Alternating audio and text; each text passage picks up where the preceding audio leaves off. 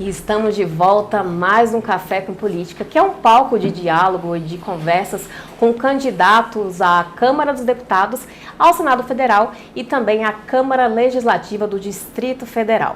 E voltamos agora com Agnello Queiroz, que é ex-governador do Distrito Federal e candidato a deputado federal pelo PT-DF. Tudo bem, candidato? Tudo bem, Tícila. É um prazer grande poder estar aqui. Me sinto em casa. Quero parabenizar aqui tanto o Sindijus, o Sindileges, que são entidades que eu tenho uma longa história aí de luta juntos.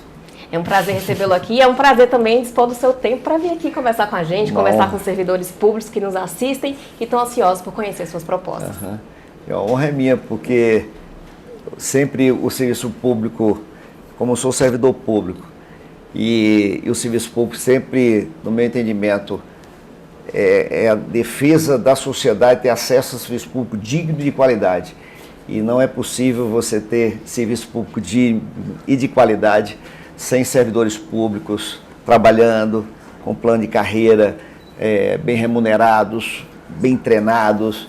Enfim, esse sempre foi a minha história essa, de longas datas, e por isso que, como fui deputado federal por 3 mandatos, sempre tive uma relação muito estreita com o Sindileges, toda a história desde a fundação, e o Tribunal de Contas e também com o Sindijus. Meu gabinete sempre foi uma referência. Eu relatei os primeiros projetos de restauração, tanto de carreira como ampliação de quadros de carreira do Judiciário no Distrito Federal.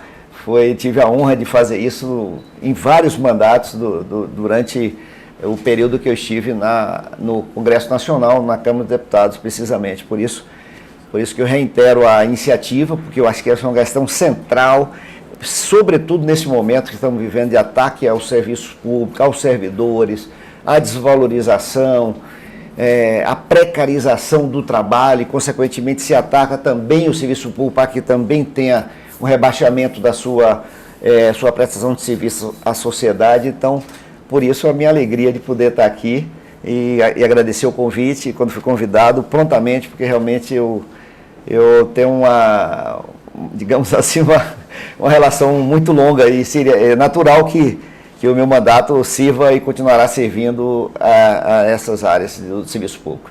Perfeito. Candidato, e fazendo um resgate histórico aí do seu mandato enquanto governador do DF, o senhor fortaleceu o serviço público por meio da contratação de 36 mil servidores via concurso público. No seu mandato como deputado, o senhor também pretende estimular a realização de concursos públicos? Perfeitamente, Isla. É evidente que com um histórico desse e sabendo que quem usa o serviço público essencialmente é a nossa população que mais precisa ou só tem acesso ao serviço público. Por isso que ele tem que ser de qualidade, tem que ser de primeira. E ao chegar no governo, aqui, depois de uma grave crise, que vocês se lembram, de 2010, 4 governadores em um ano, é claro que uma das tarefas que eu coloquei em primeiro lugar foi reestruturar o serviço público. E não seria diferente se não tivesse os servidores. Porque se eu fiz todas as UPAs que não existia nenhuma, quem ia trabalhar? Os servidores da saúde.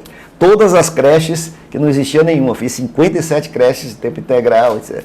As clínicas da família, a carreta da mulher, da visão, recuperar toda a área de assistência social, os CRAS que nós criamos. Quem ia trabalhar nessas áreas se não os servidores públicos? Então, automaticamente tinha que ter naturalmente concurso público, e que eu fiz, foram 36 mil concursados, concurso público. Desses 36 mil, tem 16 mil da área de saúde. Vocês imaginam qual era a situação da área de saúde? Posteriormente tivemos uma pandemia que a gente não podia nem imaginar, mas se não tivesse esses servidores do Sistema Único de Saúde, do SUS, para cuidar da nossa população, em meio inclusive de uma direção desastrosa da abordagem e pouco científica da abordagem da pandemia, quem segurou essa barra foram os servidores públicos.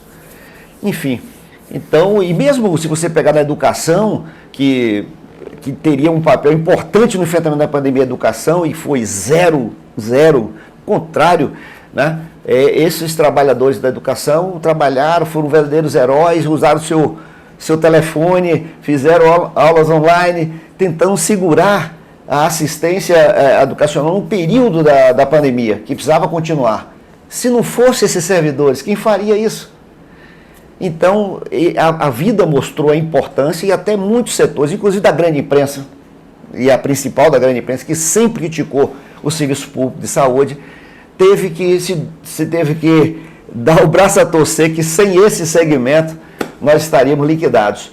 Portanto, é isso que eu fiz, né? E essa é a minha visão. Quero ir para o Congresso Nacional, defender que tenha carreira, que tenha serviço público, porque eu não fiz só a contratação, eu fiz plano de carreira para 32 carreiras, eu fiz o regime jurídico dos servidores públicos do Distrito Federal, que não tinha, em 50 anos, era baseado no regime federal. Eu tive que aprovei um projeto denso, democrático, que é o regime jurídico dos servidores do Distrito Federal, e também os aumentos salariais, que dei, dividido em 3 parcelas, concedi em 2013 e 2014, em 2015 quem me sucedeu sabotou, não deu o aumento, disse que era ilegal, ganhei tudo, fui até processado, foi um governador do Brasil processado por dar aumento e recuperar a perda salarial dos servidores, justas e legítimas. Resultado, ganhei tudo e agora, depois de 7 anos, o governo atual, depois de perder tudo, o governador atual, teve que pagar a 3ª parcela que eu concedi em que era para pagar em 2015. E, portanto, agora eles vão ter a obrigação de pagar o retroativo dos servidores desse reajuste que teria que ser pago em 2015, foi pago em 22. Vai ter que pagar e eu vou mobilizar os servidores, as entidades, vou botar meu gabinete à disposição para que pague pela irresponsabilidade, porque eu dei aumento com base em leis e é direito do servidor. Então, essa política eu quero seguramente continuar na Câmara Federal, que também teremos uma grande tarefa, porque aí envolve os servidores federais também estão sendo massacrados, né? Prometeram aumento, não concedeu, disse que ia dar 5% só para uma área, depois não deu mais, disse que era para todo mundo, depois não deu para ninguém. Essa é a prática desse governo federal que desrespeita olimpicamente os servidores, desvaloriza, bota gente que não é da área para dirigir as áreas, para destruir as áreas, bota um cara que é o ministro do meio ambiente é um cara contra o meio ambiente, a ministra da mulher contra as políticas para a mulher e direitos humanos. E assim, o cara da saúde não entende, não sabia nem o que era o SUS, era um ministro da saúde na pandemia. Tragédia humana, criminosa. Então nós vamos ter que recuperar tudo isso. O servidor federal hoje, ele está acuado, porque se ele se manifestar a sua posição, ele é perseguido, demitido e punido. Não pode ser, é um terror que está acontecendo hoje no Serviço Público Federal com essa política autoritária que nós estamos vivendo no governo federal. Então cabe o mandato federal ser um mandato dos servidores, para poder ser voz, porque às vezes não dá para enfrentar isoladamente, mas tem as entidades, tem o Sindileste, tem o Sindijus e outras entidades dos servidores, o Sindice, etc., que também deve ser esse esteio de resistência. Mas os mandatos são importantes e tem que servir para fazer esse enfrentamento, porque você tem um mandato que é para ser exercido. É como eu fui governador, tinha um mandato, tive que exercer o interesse do povo, enfrentei cartel de ônibus, teve cartel de lixo, ganhei tudo, mas fui violento, perseguido por enfrentar. Mas não arrependo 1 milímetro, porque eu tinha um mandato para fazer isso. E gente covarde não pode se colocar para ter mandato, nem governador, nem de deputado. Então, o meu mandato vai estar a serviço do servidor público federal, porque precisa desvalorização, terror, chantagens, é uma situação hoje dramática, além do arroz salarial e não recuperação do poder de compra dos servidores federais também, junto com o nosso um pouco menos, porque ainda pegou uma parte que eu ainda fiz, mas são 7 anos também que os servidores do Distrito Federal também estão sem aumento salarial. Perfeito. Candidatos, estamos vivendo aí a corrida presidencial e em um eventual governo Lula, o senhor está disposto a ser a ponte entre os servidores e o governo para concretizar as demandas dos servidores, voltadas inclusive para reajuste, recomposição salarial e outras demandas importantes? Estou, Tícila, disposto e de forma absolutamente natural. Se eu não falasse isso aqui, seria natural que o servidor me procuraria, porque isso sempre foi feito isso durante 12 anos que eu fui deputado federal. Meu gabinete sempre foi uma referência em todas as áreas, os servidores de carreira, os servidores terceirizados, todas as lutas, todas as as reivindicações, as greves, as mobilizações, os enfrentamentos, porque você tem que ter um mandato que tenha à frente também para fortalecer, estimular, que os servidores também, estimular a base, porque a diretoria das entidades estão lutando e também fazendo isso, e quando tem um apoio é muito importante. Sei disso porque fui sindicalista também, e sei que é importante fazer isso. Então, acho que é bem natural, e o meu gabinete vai estar à disposição das entidades e dos servidores públicos do Distrito federais e daqui também, porque eu sei que tem uma grande tarefa de reconstrução do Brasil. E reconstruir é muito mais difícil do que construir, porque você passa anos construindo, para chegar um cidadão e simplesmente asfixiar, como está acontecendo hoje em várias áreas. Vou pegar aqui um exemplo que me ocorre de imediato. O governo federal, nesse momento, tirou os recursos, por exemplo, da farmácia popular. Pronto, tirou os recursos da farmácia, vai estrangular, as pessoas não vão ter acesso a um benefício fundamental para ter o medicamento de hipertensão, de diabetes, etc. Porque cortou, então você asfixia e mata aquela área. Mesma coisa, as universidades públicas estão sendo asfixiadas com falta de recurso e, consequentemente, envolve seus servidores, não é verdade? E por aí afora. Então, qualquer exemplo é muito mais fácil você destruir rapidamente. Nós vamos reconstruir. E nós não vamos reconstruir nem com Lula isoladamente, nem com o parlamento, que defenda essa tese. É preciso nos relacionar com o servidor, fortalecer o serviço público, fortalecer as entidades sindicais, que foram alvo de uma destruição dessa estratégia de interromper um projeto de desenvolvimento nacional do Brasil. Uma das, digamos assim, uma das miras da elite e da direita no Brasil é asfixiar o movimento sindical, com a questão das contribuições sindicais, não ter recurso, entendeu? Então isso tudo é para asfixiar, para diminuir o poder de força das entidades sindicais. Então isso tudo nós vamos reconstruir. Né? Vai ter lá a pauta de reforma administrativa, fizeram a reforma da Previdência para tirar direitos dos trabalhadores. Então, nós vamos ter que enfrentar tudo isso e com as entidades. As entidades jogarão um papel importante. Eu tenho dito até nas minhas atividades de campanha que essa eleição é diferente de outras eleições. Outras seriam eleição normal, eleger um deputado, os deputados estão lá no parlamento, vai fazer as leis fiscalizadas. Essa não. É reconstrução do Brasil, defesa da democracia, dos direitos dos trabalhadores. Né? E aí é preciso que o deputado coloque o mandato mais à disposição, ajudar na mobilização, na elevação do nível de consciência política. Quando o Sindijus ou o Sindilés vai fazer uma atividade, é preciso que os parlamentares progressistas também ajudem, estejam estimulando isso, estejam debatendo, estejam junto com eles lá, porque é um momento de reconstrução. E ninguém separadamente vai reconstruir isso se não for uma ação muito, muito junta, né, do parlamento, mas também com apoio popular. Eu dei o exemplo na área sindical, mas isso serve também das lutas sociais que nós vamos enfrentar e que é preciso também mobilizar para enfrentar. Perfeito. Agnello, o senhor foi um dos integrantes da Comissão Permanente de Trabalho, Administração e Serviço Público, a CETASP. Se eleito deputado federal, o senhor pretende atuar novamente na comissão e defender os direitos dos servidores públicos? Sim, essa é uma área que eu sempre atuei, sempre gostei, até pela afinidade de ter sido um sindicalista e sempre voltado aos interesses dos trabalhadores. Então é natural que eu participe dessa comissão e da Comissão de Seguridade, que eram justamente as duas comissões que eu atuei durante tantos anos, acumulei muita experiência, claro, passei pelo Executivo também, porque eu fui ministro do presidente Lula, e governador. Então, passei no Executivo e no Legislativo. E isso dá uma grande cancha e uma experiência muito grande para poder, num momento tão difícil, e essa é a razão pela qual minha candidatura está posta, é porque eu não poderia deixar nunca de colocar meu nome à disposição num momento como esse, tão grave da vida política do Brasil. Excelente.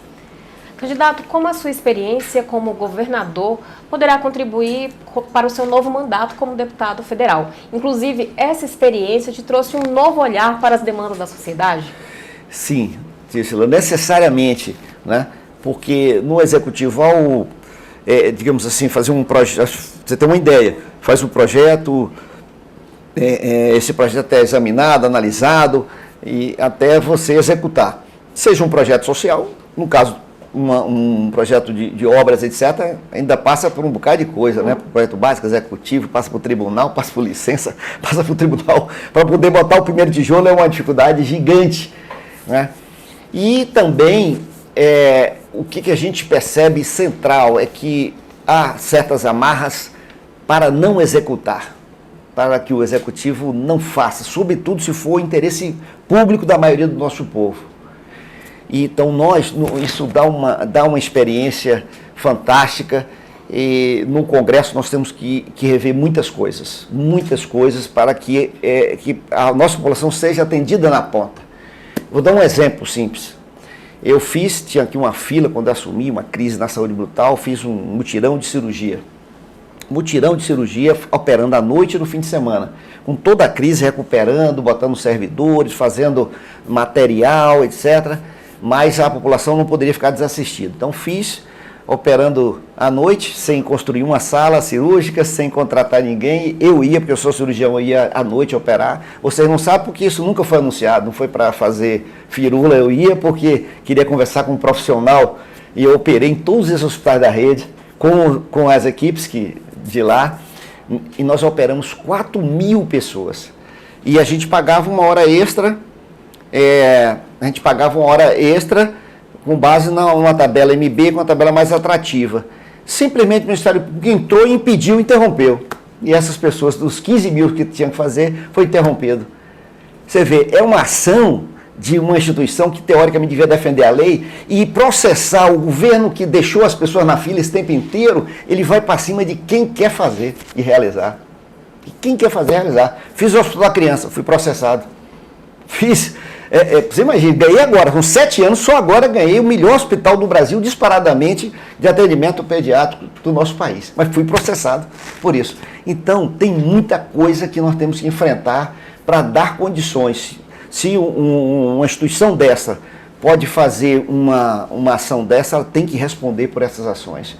Então, nós vamos ter que enfrentar muitas coisas no Congresso Nacional, e essa experiência de ter vivido os dois lados, sentir o que passa o executivo, o legislativo, os próprios servidores públicos, para poder... Hoje nós estamos vivendo um terror.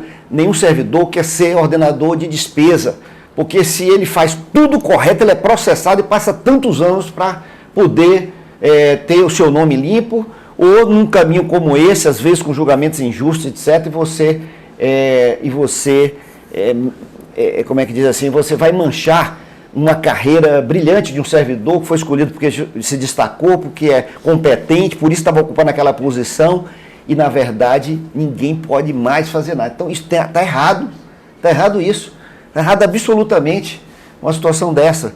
E eu passei por outras áreas também, porque eu fui diretor da Anvisa, então tive uma vivência, uma experiência de uma agência, de uma das maiores agências de vigilância sanitária do mundo, respeitadíssima no mundo inteiro, mas nem por isso também muito atacada, e os seus próprios servidores, né? Passei pela Fiocruz por último, antes agora de me aposentar como médico, estava cedido ao Ministério da Saúde, e a Fiocruz, uma das instituições mais respeitadas desse país em pesquisa. Então essa experiência é muito importante, e depois da eleição, a gente dá uma conversada com vocês, com a ajuda dos servidores, com sugestões, mas eu tenho uma pauta que eu já vou levar por essa experiência. Nós temos que dar condições e com transparência para as pessoas que querem fazer. Para quem não quer fazer, está uma beleza. Você pode pegar uns caras que passaram aí, que você não lembra uma coisa, passou 4 anos, você não lembra uma única iniciativa que faz em 4 anos. Esse não vai ter processo, não vai ter nada.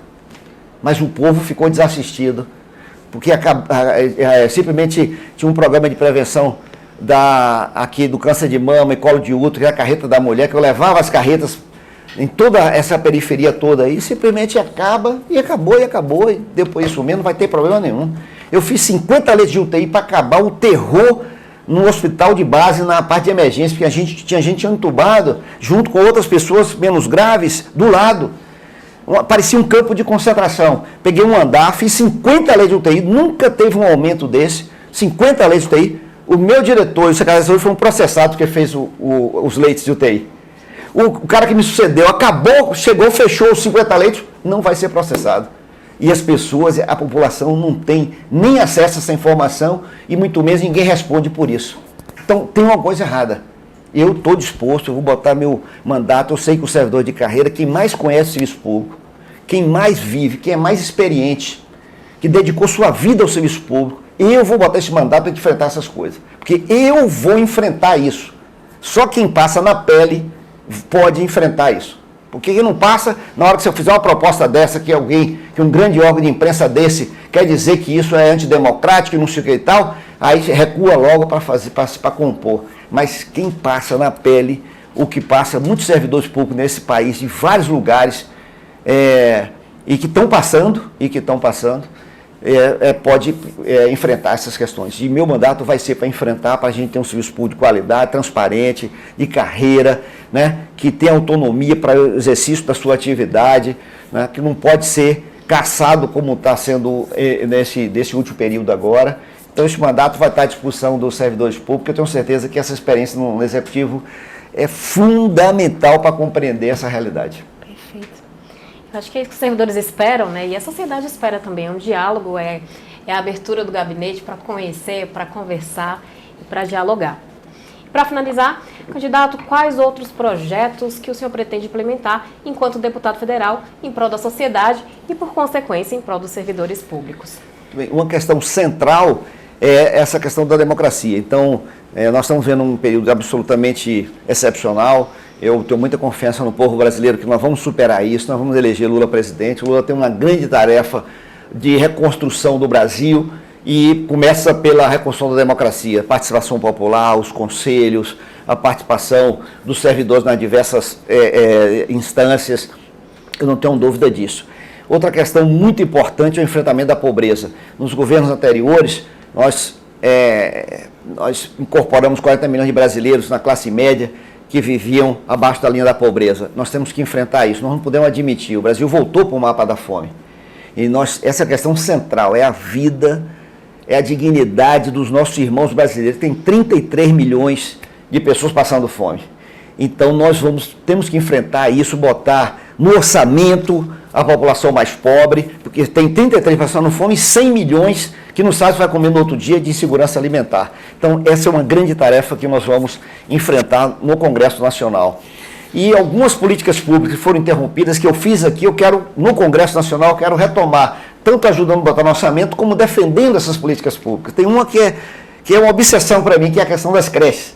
A creche pública de qualidade, 5 refeições, é fundamental, que dá autonomia à mãe, poder trabalhar, ter sua independência, ter o salário, não depender de ninguém. Então isso é muito importante, mas também pouca gente deixa de falar que nesse período dessa primeira infância é o período de desenvolvimento cerebral da criança, que precisa ter um suporte calórico, proteico, fundamental para o seu desenvolvimento saudável, que amanhã vai competir com quem teve acesso a isso.